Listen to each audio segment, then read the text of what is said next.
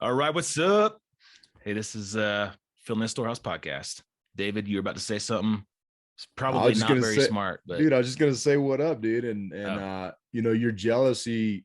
I just want to remind you, jealousy is a stinky, stinky cologne, my friend. oh, So mm, you should put that away, lock it up for our guests, and don't embarrass yourself. That's all. That's really my only word of advice oh, today is don't okay, embarrass yourself with dumb questions. okay. Well, I tell you what, I'm honestly a little jealous of Branndon. I mean, he's got this pretty rad TV show called the Highpointers. He's been climbing mountains in every state and taking along like super cool guests. I think it's pretty rad, man. So Branndon, dude, I'm super stoked to have you. And before we have you tell your story, I just want to give a shout out to my high school buddy Scott Carroll, who introduced me to you.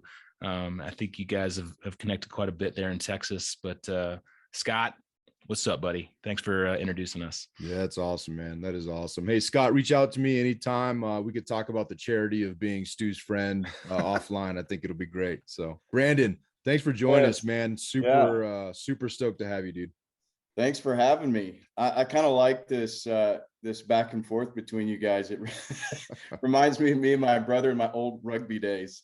Yeah, Yeah. dude. Yeah, same. You know, I've been watching your show, and you guys go back and forth and compete against each other. I love the episode of you competing, eating jalapenos. Jalapeno, Yeah, yeah. jalapeno eating contest. That was pretty rad. Yeah, So, yeah. That's yeah, man. So, Texas. if you could just give us a little background about kind of your, where you came from and where you are now, and what got you started doing the show. Yeah, well, as you said, so my brother and I, we host the Highpointers. It airs on PBS and Amazon Prime, and we're working on season 2. But how we got there, well, we've just been athletes our whole lives, and team sports. We're born and raised in Texas, so played football. And Yeah, buddy. once we left high school, we just wanted to keep it going. So played rugby throughout college and after college, and traveled around internationally and played rugby. And then from there, we moved to Utah, Park City, Utah. We wanted to make the U.S. skeleton team. And so if you're not familiar with skeleton, you go head first down an ice track going 80 miles an hour, pulling 5Gs. And Yeah, so we did that. And crazy. yeah, just, like, to me, everybody's like, oh, you're an adrenaline junkie. And I was like, actually, it just seems normal to me. Like I just have to do it. And then from that, I just was like, man, what can I do after skeleton? And we started climbing mountains. We grew up in Texas, but we were like, how can we learn to climb mountains safely? Because, we tend to find ourselves in these sketchy scenarios. So we went to mountaineering school and learned to climb, and then joined a mountaineering club, and just kind of grew our skill set in climbing mountains. And I got my degree in broadcast journalism at Texas State University. And so it was kind of like a 2-track thing where I was like learning the outdoor skills, kind of had the athletic background, and then started to learn what it was like to create, documentaries, and kind of got into the TV world and started producing, and then kind of put all those passions together and created this show. Hey, and I'm curious, just to rewind, because you kind of brushed over, but I was looking at I was looking through your website, kind of reading up on you guys, watching the show, and yeah, one of the things that popped in my mind is, has this always been like the physical fitness, the challenge, and I wouldn't call it adrenaline junkie, but because I see you guys as athletes, right? Like you went from playing sports, and then you sought this the goal to try to make the Olympic team, and it's these athletic endeavors that really stuck out to me. And has this always been just, were you raised in the outdoors and there's this emphasis on athletics? Was it, is it just how you guys are built? Because it's interesting that you're both, very similar minded from the perspective of, physicality and doing hard things. And I'm just kind of curious what kind of cultivated that? Yeah, it's interesting. It really, people just assume it was kind of in our family. It really wasn't. So we just kind of, I think we stumbled upon it. The long answer, and I'll try to shorten it, is like I kind of just touched on, is I felt like I needed to do it. So when I started playing rugby, you know, you guys are military guys. Most of my rugby teammates were military guys, a lot of special forces guys, and had a lot of Marines. And so I kind of felt like I was potentially going to go that direction. Like I remember clearly, I was like, I'm either going to go special forces route or I'm going to start climbing mountains, but it basically has to be one or the other, because it was like I had to do it. And so one day I was at this leadership seminar and this lady came up to me and she's like, I've been observing you and I want to test you. And I just thought it was really bizarre. She's she's Oh, just great. like watching me, you know? So I went in and got tested, and she was like, just basically started breaking me down. And she started telling me things about myself that I already knew, like, hey, do you ever do these challenging things? Or, do you ever just find yourself like needing to get outside and doing all this stuff? And so she basically just told me, you have a high level of cortisol just flowing through your body, and you have found a safe way to release it, because a lot of people like you either end up in drugs or alcohol or in jail, and you found a safe outlet. And so I just always knew that I couldn't have a regular job. I had to be an entrepreneur. I had to be outside. And it was just my way of kind of releasing what I just felt like a tiger just pent up and needed to just do something. And so that's really why I ended up doing it. My brother's the same way. I mean, we're exactly the same way.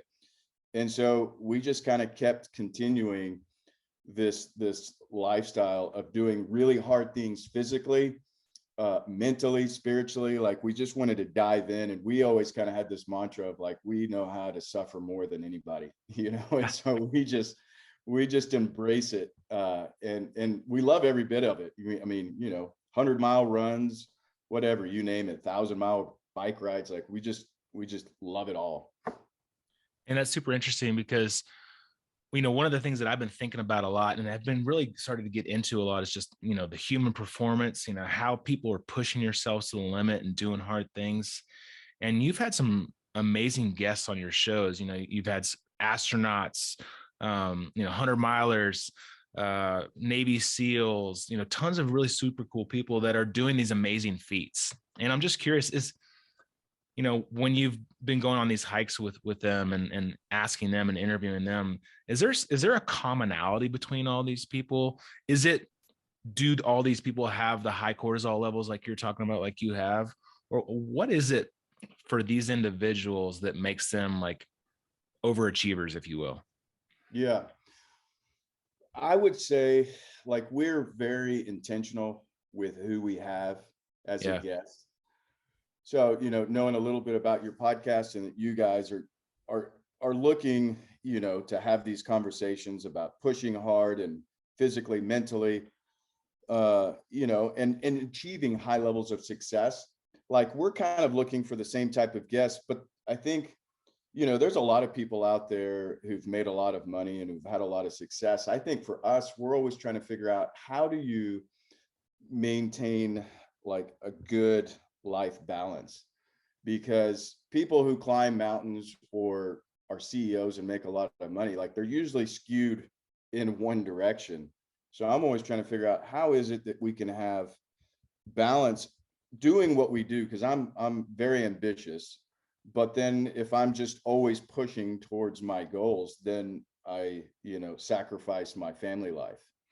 So that's the kind of guests that we're looking for. And I kind of, sometimes I push them and they don't like it. Like with, the Navy SEALs, SEAL Team 6 guy, who was also a SEAL Team 6 instructor, and most SEALs end up getting married 3 or 4 times, but I was kind of asking him too, like, what does that look like for you? Because obviously your SEAL life, it's being drawn where you have this SEAL family, and then you have your actual family, and you're being pulled in these 2 directions. So like, how do you balance that? And so that's when we're talking to these people, like I like kind of getting in deep, because those are the struggles that I have, but then also, I mean, these are the people that have reached the pinnacle of success, whether they are SEALs or we have the CEO of Tabasco. I mean, doesn't get much bigger than that. and just these really highly successful people who have achieved so much success. But once you've achieved that success, like how do you create this balance? Yeah, that's interesting. And I'm going to ask you that question. How are you doing that? Because one of the things that Stu and I talk about quite a bit, and Stu, you're reading that the book. What is it? Second Mountain? Is that what Yeah, it's the called? Second Mountain by David Second Brooks. Mountain. That's really good. And all parallels aside with mountain climbing and what you do, but it really, it's getting after that. You're setting these goals, you're achieving these goals, and then what? And I'm just curious. When you talk about family, that's the balance that Stu and I are looking at, right? We are entrepreneurs, did 20 years in the military, reached for our pay grade at that point, reached pretty much the pinnacle of what you could achieve in the military. And so there's this high level of achievement and desire. And now even approaching retirement, we're like, oh, we're gonna have all this time, but we have very successfully found ways to fill all that time that we thought we're going to have. And there's this element that is so important to us, and that's honoring our faith and our family, and being dads and being good husbands, and building that into our vision, and trying to really try to juggle all those things, but prioritize the things that are most important. And I'm just curious how you do that, right? Like you guys are doing the show, the show in and of itself, I imagine, is a huge commitment, but the show is taking place to another commitment, a substantial commitment, which is climbing these mountains, and all that stuff, I imagine, takes you away. And I'm just curious, how do you achieve some of that balance? What have you found to be successful? Man, it's been hard. I'll tell you that. So to kind of get messy, and just kind of open up with where my life has been recently. Like, man, we filmed season 1 and had a lot of success, had a ton of viewership, lots of people watching on PBS and Amazon, and you get all this like recognition, man, you guys are awesome. And I'm used to people just asking me, because I've been to 60 countries, climbed and done just awesome stuff. Like if I died right now, I could say, man, I've had an amazing life. But I remember, like, we filmed season 1 and we're just about to wrap season 2. And I come home and I'm like pumped, man. I had just climbed a mountain. We'd filmed and it was successful. We had another like amazing guest, and I'm sitting there and I'm telling this to my wife, and she's like just looking at me, and I'm like, something's wrong, And so we start talking, and she's like, I can't do this anymore. Like, I'm done. I'm like, what are you talking about? Like, she's just like, I'm done.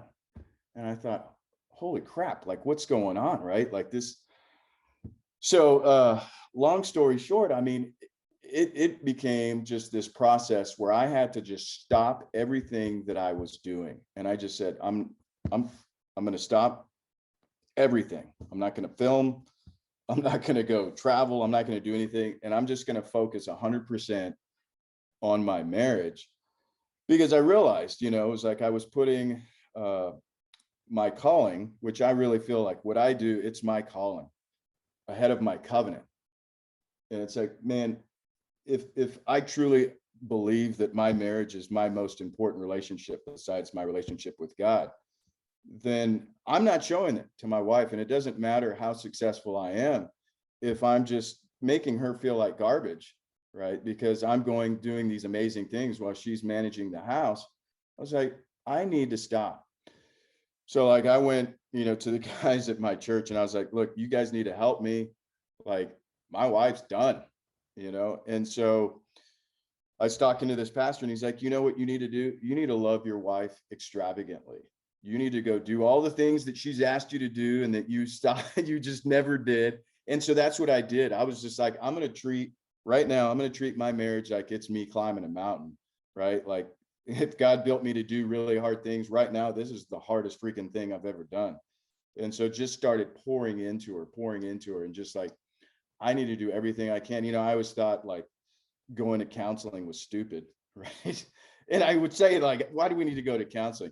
It's like I started going to individual counseling, started going to marriage counseling, started doing those kinds of things. And so speaking about balance, it's like sometimes the balance, you need to go into a different silo. So it's like the balance right then was like just going and pouring into my marriage so that I can then go back and start working, on my calling, on my business, on my job. And so I think sometimes that's how it looks. And we have to be willing to do that, and it's like, what is the mountain for this moment? And for me, it was my marriage. And so then it kind of makes you get back into saying like, okay, the next time I'm not going to let this happen. Like, I'm going to start looking for those things when my wife said, hey, this is not working. I'm not going to let it get to that point. I'm not going to let her feel like that. And so, in an amazing, awesome way, it's like now we're stronger because of it. Right. But it took a lot of difficulty to get us where we're at. But that's kind of how it looks. And I think, it goes in all directions, because I'm constantly looking at like physically, how am I doing, mentally, spiritually. So you're trying to look at these, 3 silos, and it's like one of them is usually going to be off, right? But it should be, I think, it should be faith, family, friends, and then job should be down at, underneath those things. But often we put them at the top. So, yeah. Yeah, man, I really appreciate you sharing that. I think it's really important to continually, hear that and surround ourselves with folks, because our podcast is faith, family, and financial freedom, right? And Hey, it was I very, didn't even know that. yeah, it was very intentional with the way we arrange that, and we always talk about our friends or the family that we choose, right? So the relationships are wrapped into that second priority, but our faith is the top priority. But I tell you, it's hard. It is hard to, when you're trying to balance. And I love what you said, because, we always talk about there is no such thing as balance. It's 100% effort where you are and what you're doing. So you can't be thinking about your wife. You're trying to summit this high, dangerous, cold mountain. And your mind can't be 50%. You can't have 50% of your mind and your feet in this other place. And then when you're back home, when you're paying attention to your wife, you can't, be up on a mountain climbing somewhere in your mind, because you're not present. So I really appreciate you, getting real and being vulnerable. But also, I just think what you just said is so many nuggets for our listeners to really help, because a lot of our listeners are these high performing individuals, and the marriage oftentimes suffers. And then we get to the end of whatever our performance is, our career, and then you're alone, and you're like, or you have multiple marriages or whatever it is, and you're like, what was that for? Well, was it worth it? And I think you really highlighted that in a beautiful way. So thank you for that. That was awesome. Yeah, I mean, and I think that's the thing. I was like, man, I need to do the hard work now, because talking to so many of my friends who've been married a lot longer than me, because I was crushing it for a lot of years, in the sense that I didn't want to get married. I got married way later in life, because I was like, I'm perfectly happy being single, because I love my life. So then when I decided to get married, I'm like, it's a big deal. So then when I find myself, and we went to this one counselor, which, oh my gosh, like horrible. We go to this one counselor, and she tells my wife, like, hey, you go do your thing, and Branndon, you go do your thing. Like, if that's what you guys want to do. I'm like, no, absolutely not. Like, your advice is horrible. You suck. Like, no way. No. What's the refund policy on this hour? Yeah. I'm like, we need a new counselor. And sure enough, we went and got a new counselor, because I'm like, no, like, if you truly believe in a covenant marriage, right? Like, man, till death do you part means something. So I'm like, if that means I need to sacrifice something, so be it, because I don't want to be an old man, and we get divorced 25, 30 years down the road, because we never address this thing head on right now, So I'm like, no, I'm going to address this now. And it's not like I'm addressing it where I'm like, we're doing this now, but like, let's just have a conversation about this in a healthy way. And so, yeah, it was hard. And in fact, I've told all my friends, I'm like, this was absolutely the hardest thing I've ever done, more than any mountain, more than any athletic endeavor. This was absolutely the hardest thing, because for most men, right, relationships, all that kind of stuff, it's like I know what it's like to suffer in the mountains, but suffering at home, it's like, usually I prefer to avoid it. Right. And so it Yeah. was changing my mindset of like, this is my challenge and I'm going to accept it and embrace it fully. I think I would say probably most men are that same way. Like, would much rather just go run a race or climb a mountain or something like that. That type of hard versus going and digging into a relationship that's hard.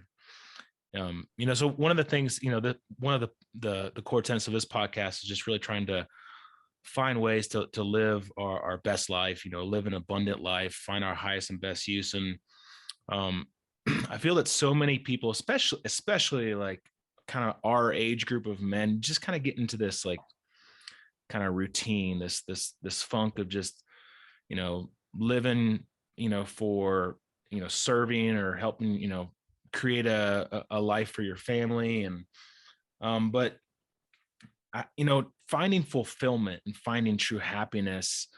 We had a friend of ours, a classmate of ours. He's a Navy SEAL, and they started this company where they're forcing people to do these things that find fulfillment. One of them is getting outdoors, and for us, David and I, that's a big part of our life. We're here in Colorado. We go hiking, we go mountain biking, we go snowboarding. How have you found that that's been a part of your life to fill your cup, to get outside of this normal like routine, and find fulfillment and be happy and find joy? Yeah, I would say 1,000%. Like, I have to be outside every day. It's kind of where if I'm stressed, if I'm happy, like no matter what, I live near a ton of trails.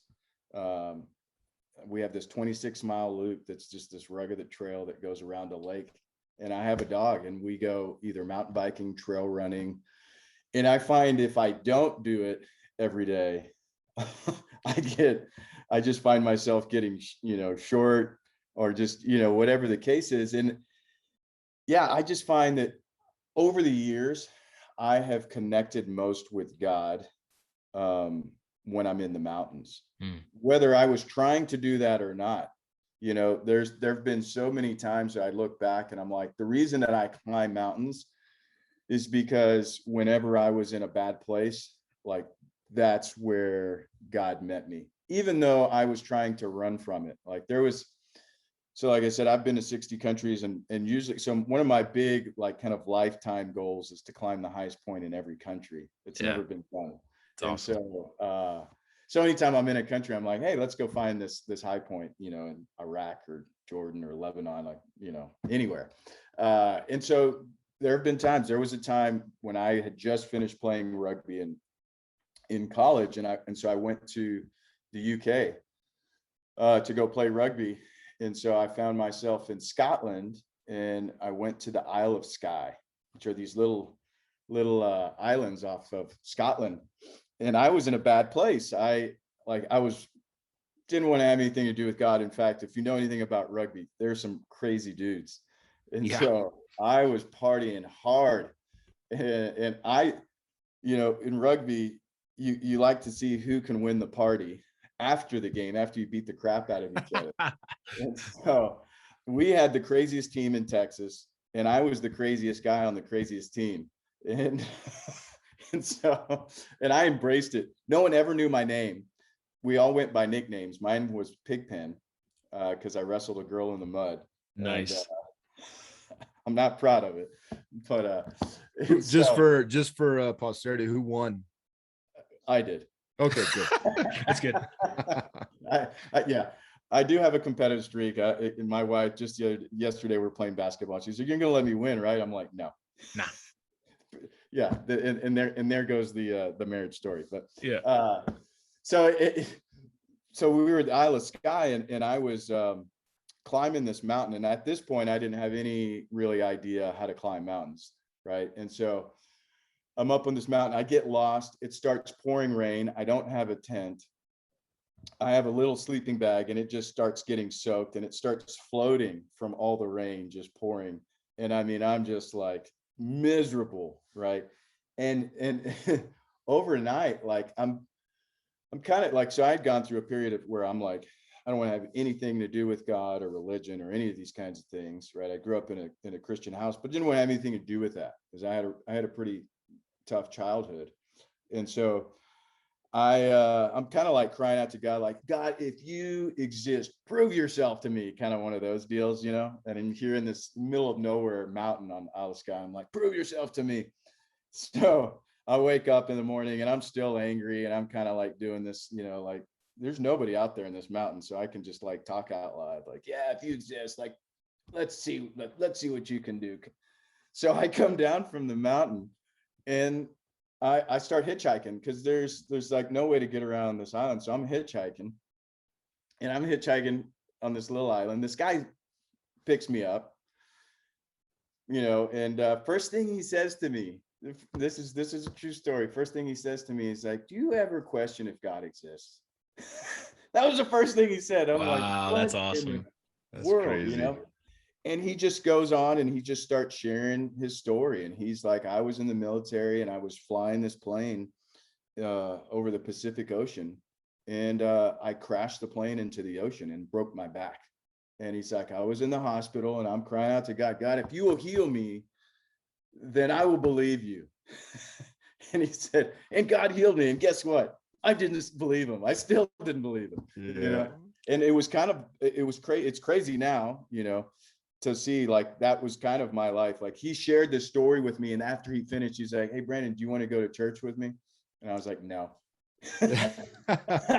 You know, like I was just so hard and so prideful. I was like, no, you know, and it was years and years of like those kinds of stories in the mountains where God's like, hey man, you know, I'm here if you ever want me, and just kind of always kind of circling back. And so it was being in the mountains all the time, just connecting with people in all these different countries, you know.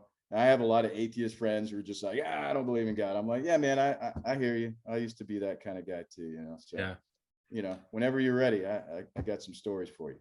man, that's super cool. That is cool. I'm Yeah, curious. Go ahead, buddy. Go ahead, Stu. Go ahead, Stu.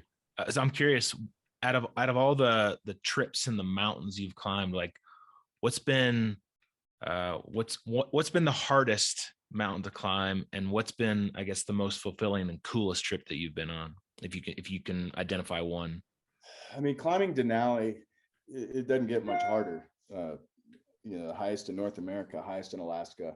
Yeah. My brother and I, that was one of our first really big expeditions where we went and climbed Denali and then biked 4,000 miles. So we had our bikes shipped up to Denali, put our bikes together, put a bob trailer together, loaded all our camping equipment, and then biked from Denali to Baja, Mexico. Wow. And so it was like, well, we had a 4,000 mile bike ride, you know, so we had to climb the mountain because you can't just be unsuccessful on the mountain and then say, okay, you know, let's go finish the trip. So it's like we were super motivated to climb Denali. In Denali, I mean, you know, so many friends that have climbed Everest, and they're like, man, Denali is way harder. And the reason is, one, it's much colder, and then two, you have to do everything. You don't have Sherpas. So, you know, we had 100 pounds of equipment, you know, 60 pounds in a backpack, 40 pounds in a sled. Wow. But while we were climbing Denali, we got stuck in a snowstorm at about 17,000 feet. And it was, you know, 40 below with 60-mile-an-hour winds. And we couldn't see anything. So we just dug a snow cave in the side of a mountain and dove in. And we're just in this snow cave for 24 hours, just hugging each other. Like, I don't know if we're going to make it through this, you know? And so that was kind of a pretty good introduction into real mountaineering. Yeah. So that was probably well, that I started thinking that one, and Mount Kenya. Mount Kenya is the second highest mountain in Africa, and it's a technical mountain, so you have to rock climb it. So it's you kind of hike up to 15,000 feet, and then there's 2,000 feet of rock climbing, like a vertical rock face. Wow. And so we got 100 feet to the summit, and we were just going really light. So rock climbing shoes, no socks, thin jacket, but it got down to like 0 degrees. So no, there was no margin for error. and it started snowing, and I got so hypothermic, I was shaking, and I was like, I'm gonna die probably in the next 10 minutes. It was that bad. So I just told my brother, like, we need to stop right now and start hugging each other. So we hugged each other on the side of this cliff. We're clipped into the rock and just hugging each other for 8 hours, waiting for the sun to come up, and that was a pretty horrible but awesome experience. Yeah. Wow, that's crazy, man. Yeah, and I encourage our listeners to go to your website, and you can see the I don't know if it was your initial documentary where you guys did Denali, rode your bike down and went scuba diving with the sharks, and but yeah, I would encourage it. And that actually popped in my head is when you and your brother were hugging when you dug that snow cave and you guys were hugging to stay warm. I mean, and I think at the beginning of that documentary, you guys went to the sign, and one of the points that was made was it was like 100 and some odd number of folks that had passed away had died trying to summit it, and the number of brothers, I think, was one of the points that was made, is that it was just very a harrowing experience for you that there was a number of pairs of brothers that had died on the summit. And it was just crazy, just the mindset of not only acknowledging it, but then pushing through. And then you guys had an experience where it could have ended a lot differently, but through hugging it out, which I always tell Stu, I always encourage him, I'm like, dude, we should hug more because it's just important. But you guys literally the hug was life-giving. The problem is like he's like tries to give this like huge bear hug, and then he starts getting like touchy feely with me, and it's not it's not enjoyable. So but does it keep you warm? Yeah, I guess. Yeah, exactly. So no, that was so go to the website and check that out, because crazy story, awesome story. But just I think some of those finer points, like I'm not a detail guy, but when it comes to stuff like that, like certain things stick out, right? Like the detail of the brothers, the you guys snuggling to stay alive for 24 hours are very are pretty critical points. Yeah. Well, what else? So you got season 2 coming out. Do you know when that's supposed to come out? Not so we still have an episode we need to film. So we picked a TV show that's really hard to film. Yeah, because I would guess it's based around the mountain weather, So we had to take a little bit of a break during the winter to wait till the weather to kind of calm down. We try to intermix because we have a lot of people that watch the show that are either don't do much in the outdoors, which we think is awesome. We want to get people outside as much as possible to have the same experiences that I've had, and in all ways, maybe not the death ones, but so we do like easy high points, kind of intermediate, and then we try to mix in a hard one or two, so like Louisiana, is 500 feet, Florida's 300 feet. So you got these easy ones. So we still need to film. We're going to go film New Mexico. Okay. It's over 13,000 feet. I'd say that's not an easy one there. Yeah. Wheeler Peak. And then the other part that makes it challenging. So just, you have the mountain, then you have the film permits to film, which is, really challenging to get these, because a lot of the mountains that we climb have never been filmed before, which is kind of a cool thing. But a lot of times we'll get these national forests that say, absolutely not. You're not allowed to film here. This is a wilderness area with endangered species. You're not allowed.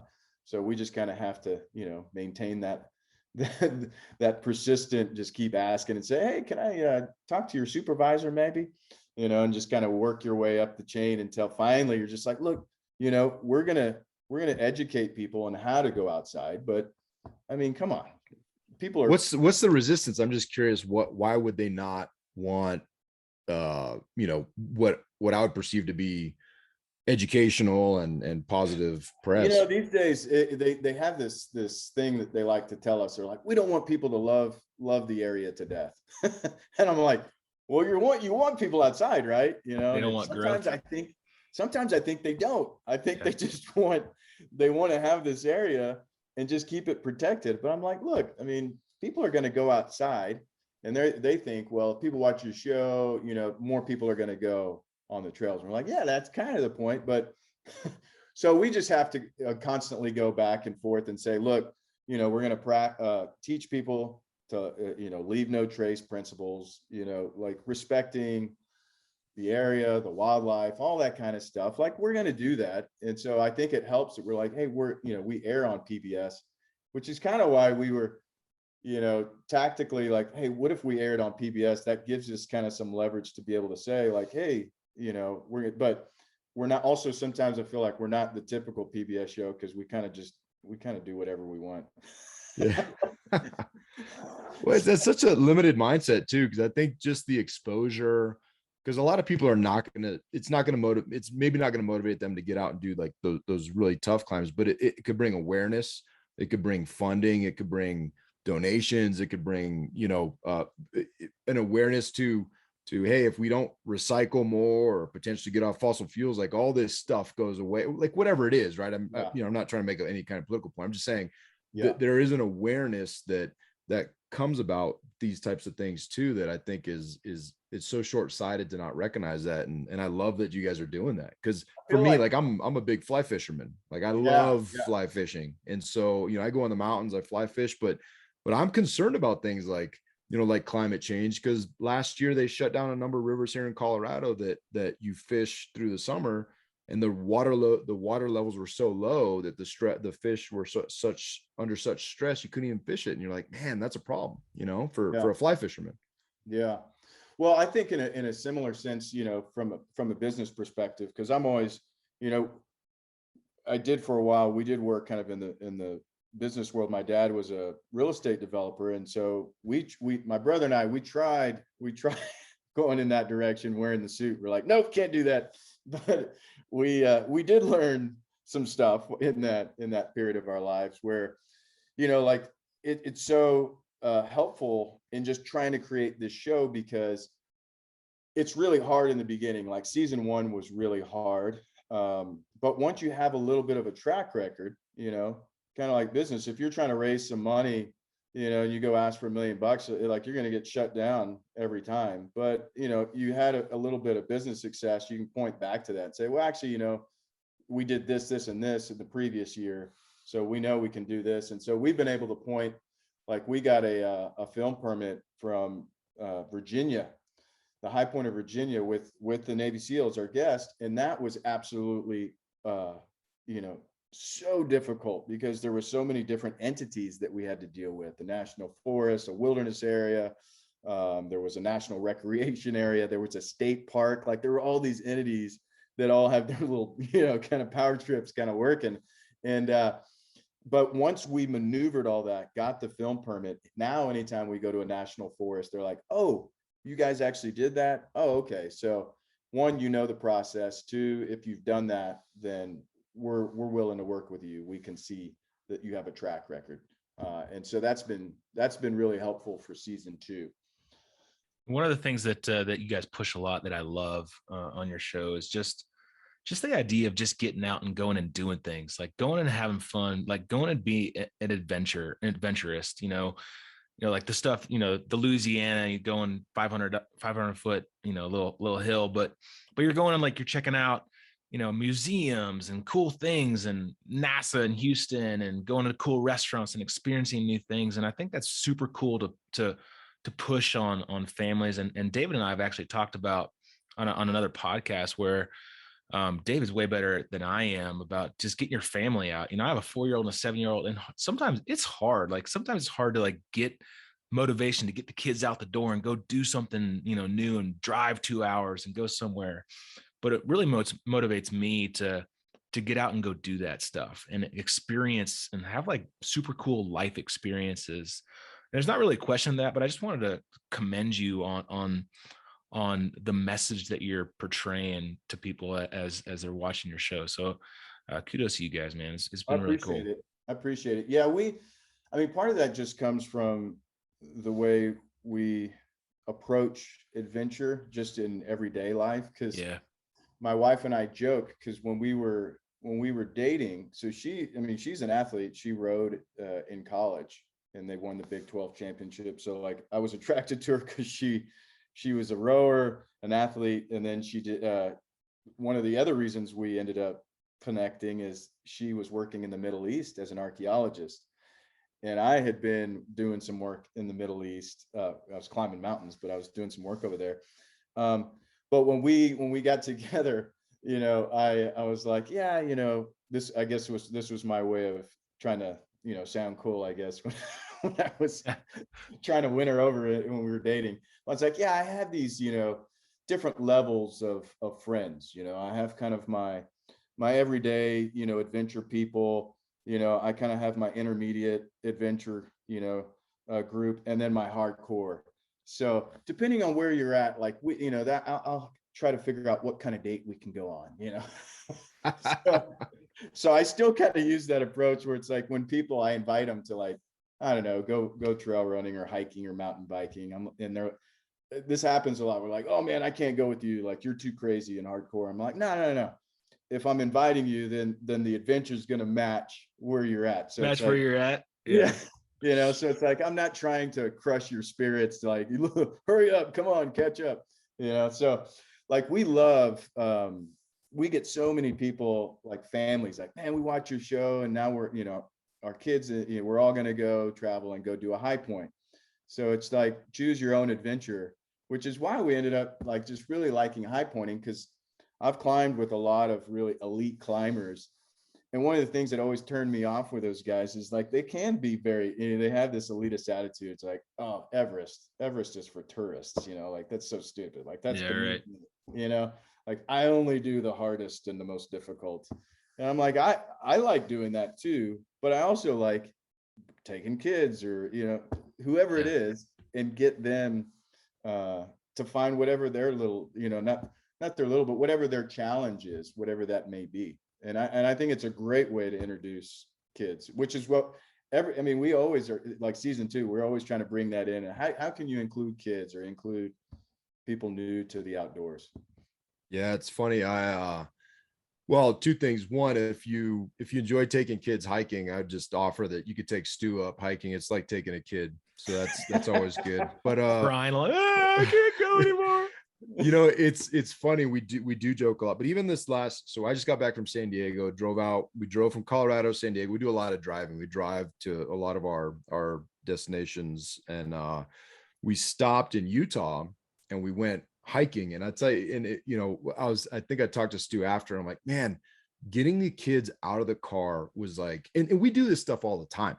Like, this is a normal thing, but every single time, and this is what wears you down, but every single time my kids just, I don't want to get out. I have a 5-year-old, an 8-year-old, and a now 11-year-old, and they just complain. And it's whine. I don't want to put your shoes on. And the whole, like, for 45 minutes, we get outside, because I'm like you, dude. I'm not like you. I'm not like you, but like, from the perspective of, you're not like I have to be outside every single day. I have to, like, if I don't get outside, no matter the weather, like, I go nuts. And my family's kind of that way too.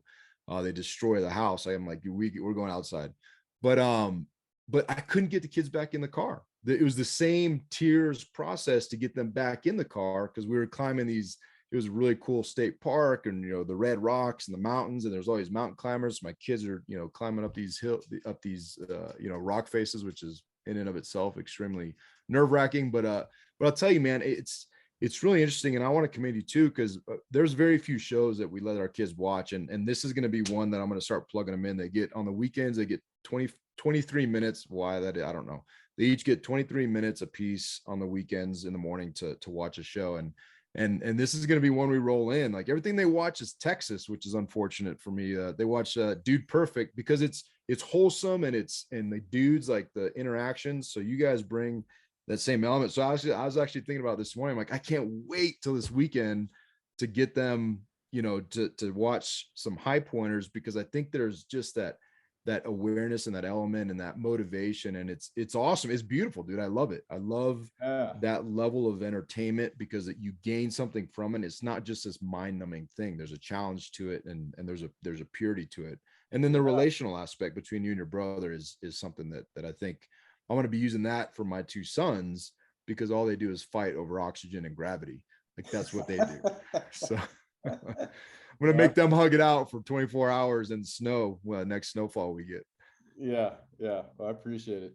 Yeah, I've thought about having Dude Perfect guys on the show. We went to church together, so I know those guys. They're fun. Cool. And crazy. It's good stuff, man. Well, I know we're coming close to our time here. We really appreciate you coming on, man. This was a fun conversation, and I'm super stoked to watch season 2 when it comes out. And maybe we can, I don't know, maybe we'll try to join up with you and go climb a mountain or something like that. That'd be super cool. Yeah. Love, hey, I'll come back on once the show's airing. I don't, I hate to invite myself, but No, we'd love to have you, man. It's I think there's so much, and again, just to encourage you guys, keep doing awesome stuff, keep motivating people. I think, especially as a man of faith, I don't think you're going to recognize, you and your brother aren't going to recognize the true impact you make until, you get to heaven. And there's so many lives that you're touching through the platform, and just being very intentional with the messaging and what you're doing.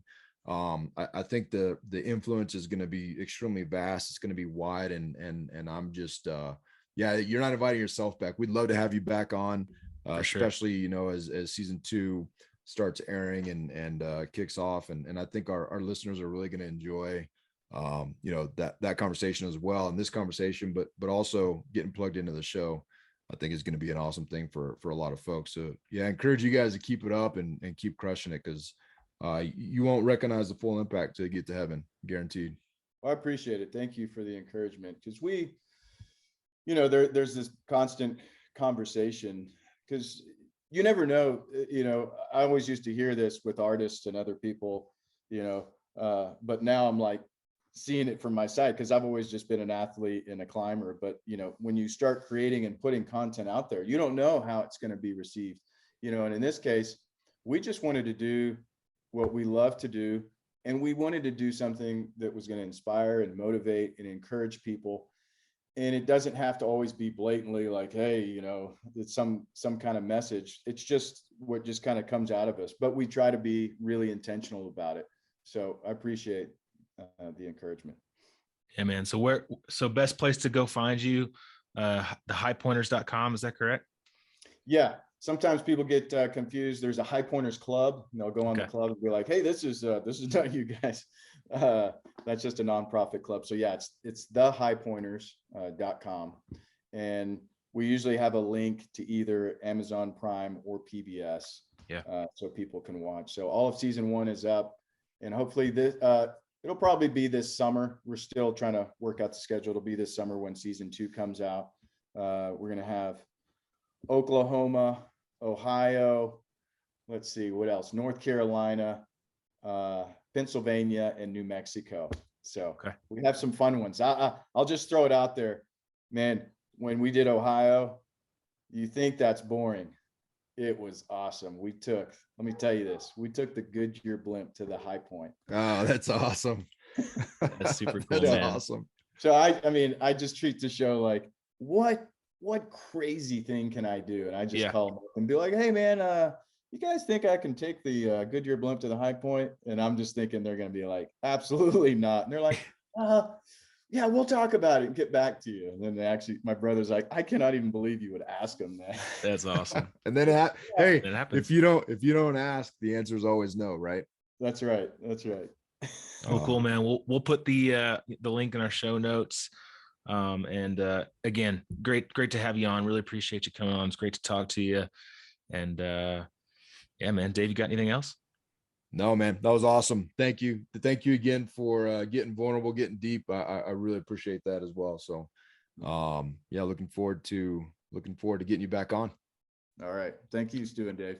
Yep, guys and gals, go follow this show, go subscribe, go tell your friends about it, and most importantly, go fill your storehouse. Make it a great day, friends. Get outside today. Get outside. Do something hard. See ya.